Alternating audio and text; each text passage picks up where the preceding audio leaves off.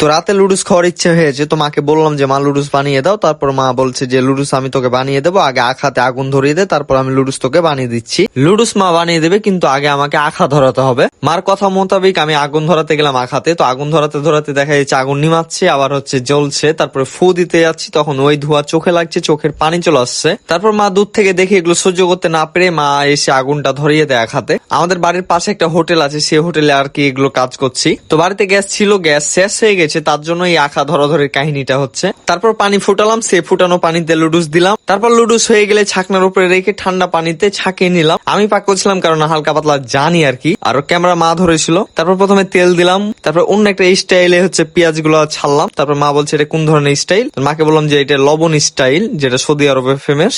মা বলছে ও আচ্ছা আচ্ছা, মা জানে না তার জন্য আর কি আচ্ছা আচ্ছা বললো। তারপরে এসে করে হলুদ দিয়ে লাললাম, তারপরে ডিম ফেলে ডিমটাকে লাললাম, তারপরে বেশি বেশি করে লাললাম। তারপর লুডুস দিয়ে বেশি বেশি করে লেড়ে লেড়ে লেড়ে লেড়ে লেড়ে লেড়ে কি রান্না শেষ, সারাদিন লাত্তি থাকবো। তো যেহেতু রান্না আমি করেছি আর মা আখাটা ধরিয়ে দিয়েছে, এখন একটু খাই কেমন হয়েছে আর কি। তো মুখে দিয়ে ফেলেছি, তো ভালোই লাগছে, আমার রান্না বলে কথা, ভালোই লাগছে আর কি, খারাপ না, ভালোই ভালোই ভালোই।